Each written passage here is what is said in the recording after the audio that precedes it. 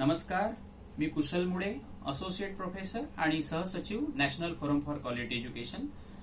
Max महाराष्ट्राच्या माध्यमातून क्रमशःमध्ये दुसऱ्या भागामध्ये आपणाशी संवाद साधणार आहे.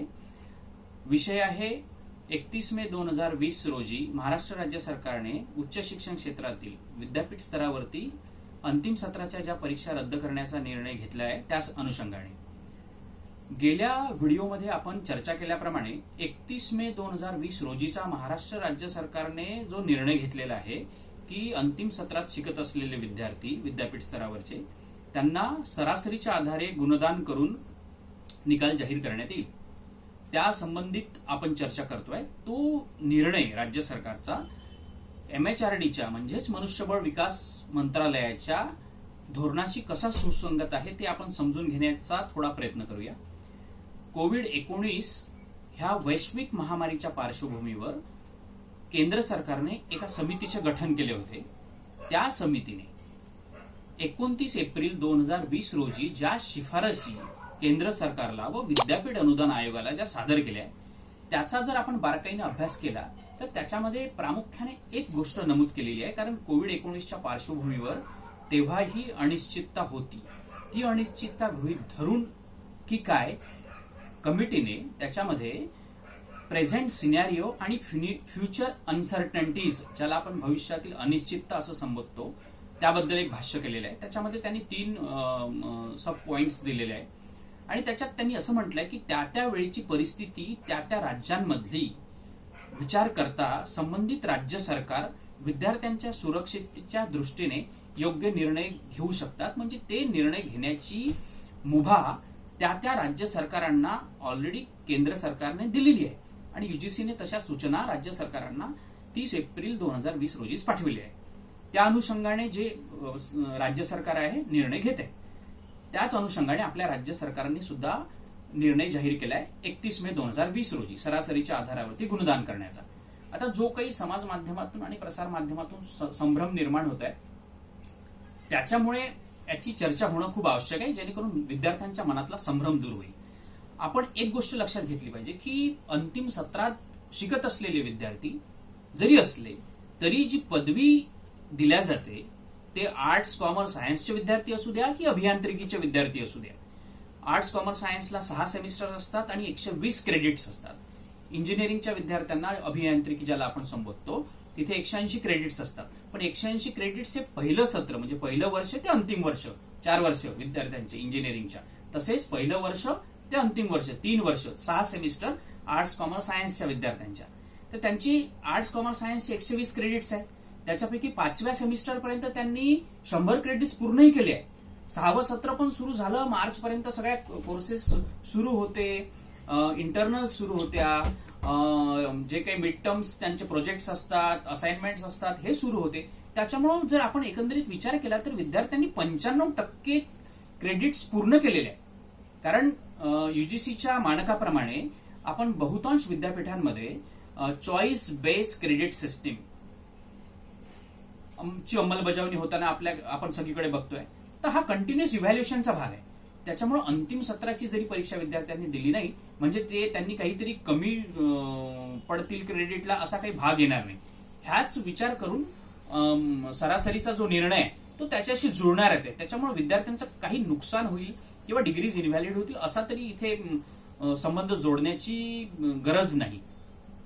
आता आपण इंजिनिअरिंगच्या विद्यार्थ्यांचा विचार केला, त्यांच्या 8 सेमिस्टर आणि 180 क्रेडिट्स आहे. त्यांनी सुद्धा 7 सेमिस्टर कंप्लीट केले आणि इंजिनिअरिंगमध्ये अजून त्यांचे प्रोजेक्ट्स असतात, इंटरनल्स असतात, असाइनमेंट्स असतात, हे सुद्धा त्यांनी पूर्ण केलेले आहे. तर त्याच्यामुळे त्यांनी पण 95% क्रेडिट्स पूर्णच केलेले आहे. त्याच्यामुळे सरासरीने गुणदान केलं तर त्यांना पण काही फरक पडणार नाही. म्हणजे आपण प्रामुख्याने जी जास्त विद्यार्थी आहे इंजिनिअरिंगला, आर्ट्स, कॉमर्स आणि सायन्स ह्या विद्याशाखांचं, गेल्या व्हिडिओत म्हटल्याप्रमाणे आपण बार काउन्सिलचा विचार करता आणि मेडिकल काउन्सिलचा विचार करता, तो सध्याच या व्हिडिओमध्ये आपण तो भाग घेत नाहीये चर्चेला. त्याच्यावर आपण वेगळ्या व्हिडिओतून चर्चा करूया.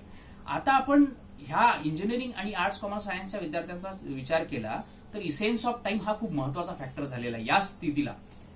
कारण अजूनही अनिश्चितता आहे कोविडची काही पूर्णपणे संपलेली नाही. आता जो निर्णय झालाय सरासरीचा तो इसेन्स ऑफ टाइम मध्ये होणं खूप गरजेचं आहे. तो काय आहे विद्या शाखानिहाय आपण बघण्याचा प्रयत्न करूया.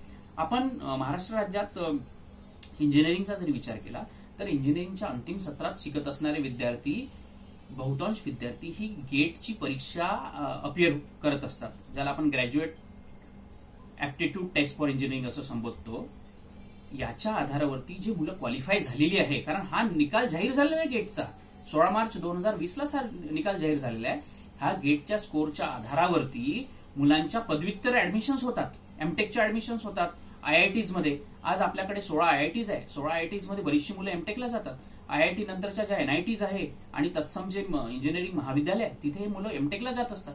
आणि काही मुलं तर गेटचे जे टॉप स्कोरर्स आहे तर आपल्या ज्या भारत सरकारच्या नवरत्न कंपन्या आहे त्या मुलांना डायरेक्ट रिक्रूट करतात. म्हणून त्यांना आपल्याला आता सरासरीच्या आधारावरती गुणदान करून वेळेत गुणपत्रिका देणं, ग्रेड कार्ड देणं हे खूप गरजेचं झालेलं आहे. नाहीतर त्यांनी एवढ्या क्वालिफाय एक्झाम करून सुद्धा त्यांना प्रवेशापासून वंचित राहावं लागेल. हा पण फॅक्टर इसेन्स ऑफ टाइम जो आहे, म्हणून मी म्हणतोय की तो खूप महत्वाचा आहे, त्याचा पण आपण विचार करायला हवा, जेणेकरून विद्यार्थ्यांच्या मनातली संभ्रमावस्था संपेल आणि ते संपणं गरजेचं आहे. आता आपण जसं आयआयटी म्हणतो तसाच महत्वाचे जे इंडियन इन्स्टिट्यूट ऑफ मॅनेजमेंट आहे, बिझनेस स्कूल्स आपण ज्याला म्हणतो, तर केंद्रीय स्तरावर CAT exam, Common Admission Test केंद्रीय स्तरावर होते. तशीच आपल्या महाराष्ट्र राज्य MHCET कंडक्ट करते बिझनेस स्कूल्समध्ये जे राज्याच्या अखत्यारीत येणारे आहेत त्यांच्यामध्ये. तर याचा विचार करता आपले काही विद्यार्थी ती पण एक्झाम क्वालिफाय केलेली आहे, कॅट आणि सीईटी, त्यांचा पण रिझल्ट आउट झालेला आहे. त्यांच्या ऍडमिशन तिथे निश्चित पण झाले, कारण त्यांची एक डिफाईन प्रोसिजर असते, ती ऑनलाईन प्रोसिजर सुरू आहे. आता ह्या विद्यार्थ्यांना पण वेळेत गुणपत्रिका मिळणं गरजेचं आहे, कारण रिझल्ट अवेटेड कॅटेगरी अंतिम सत्रातल्या असणाऱ्या विद्यार्थ्यांची ह्या बहुतांश नॅशनल इम्पॉर्टन्सच्या ज्या संस्था आहे किंवा काही ज्या मोठ्या संस्था आहेत त्या ऑलरेडी कन्सिडर करतात की हे आता ग्रॅज्युएट्स होऊन बाहेर पडणार आणि हे इलिजिबल आहे ही परीक्षा देणार, रिक्रुटमेंट एक्झामला, एंट्रन्स एक्झामला, क्वालिफाईंग एक्झामला.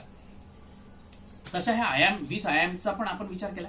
त्याचप्रमाणे आपल्या एकूण भारत देशामध्ये जे 993 विद्यापीठे आहेत त्यापैकी 50 केंद्रीय विद्यापीठे, 50 केंद्रीय विद्यापीठांमध्ये आपल्या महाराष्ट्र राज्यातले विद्यार्थी सुद्धा त्यांच्या पोस्ट ग्रॅज्युएटच्या एंट्रन्स एक्झामिनेशनला अपिअर झालेली आहे. कारण एंट्रन्स एक्झामिनेशन ज्या असतात त्या सगळ्या विद्यार्थ्यांना माहिती आहे, शिक्षण क्षेत्रातल्या सगळ्यांना माहिती आहे की डिसेंबर 2019 पासून मार्च 20 पर्यंत बहुतांश एंट्रन्स एक्झामिनेशन, क्वालिफाईंग एक्झामिनेशन या झालेल्या आहेत, त्यांचे निकाल सुद्धा जाहीर झालेले आहेत. त्या केंद्रीय विद्यापीठांच्या एंट्रन्स एक्झामिनेशन सुद्धा आपल्या विद्यार्थ्यांनी उत्तीर्ण केलेले आहे. काही विद्यार्थ्यांनी म्हणजे एकूण विद्यार्थ्यांच्या 40% विद्यार्थी पदव्युत्तर कोर्सेसला ऍडमिशन घेतात. आता यांची सुद्धा वेळेत गुणपत्रिका मिळणं गरजेचं आहे, अथवा त्यांनाही प्रवेशापासून वंचित राहावं लागेल. म्हणून आपण एकच विनंती करूया सगळ्यांना की ह्या सगळ्या आपल्या विद्यार्थ्यांना आपण कोरोना ग्रॅज्युएट्स म्हणणं हे खरंच असंयुक्तिक आहे. हे आपल्याला तरी विद्यार्थ्यांना असं डिग्रीज इनव्हॅलिड होतील आणि ते अजून पॅनिक होईल विद्यार्थी. म्हणून आपल्याला विद्यार्थ्यांना धीर दिला पाहिजे की सरकार निर्णय घेत आहे त्याच्यामुळे कुठेही इनव्हॅलिड होण्याचा प्रश्न नाही. आम्ही मोफत मिळत नाहीये विद्यार्थ्यांना, त्यांनी त्यांच्या मेहनतीचंच फळ मिळत आहे, कारण त्यांनी ऑलरेडी प्रूव्ह केलेलं आहे स्वतःला.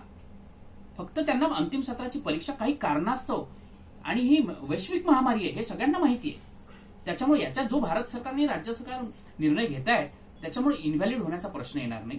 त्याच्यामुळे हा खूप महत्वाचा मुद्दा आहे. अजून आपण एक गोष्ट लक्षात घेतलेली पाहिजे की बहुतांश कॅम्पस प्लेसमेंट जे होतात ते रिझल्ट अवेटेड कॅटेगरीच्या विद्यार्थ्यांचं अंतिम सत्रात शिकत असणाऱ्या विद्यार्थ्यांचं होत असतं. बरेचशा विद्यार्थ्यांचं सिलेक्शन झालंय, त्यांना ऑफर लेटर्स आहे, त्यांना सुद्धा. आणि आता आपण चर्चा केलेल्या ह्या सगळ्या आयआयटी, आयआयएम, केंद्रीय विद्यापीठे, तत्सम महाविद्यालय, तत्सम विद्यापीठ, इथे आपल्याला 30 ऑगस्ट 2020 जास्तीत जास्त तोपर्यंत तरी त्यांना गुणपत्रिका किंवा ग्रेड कार्ड्स आपण ज्याला म्हणतो ते देणं गरजेचं आहे.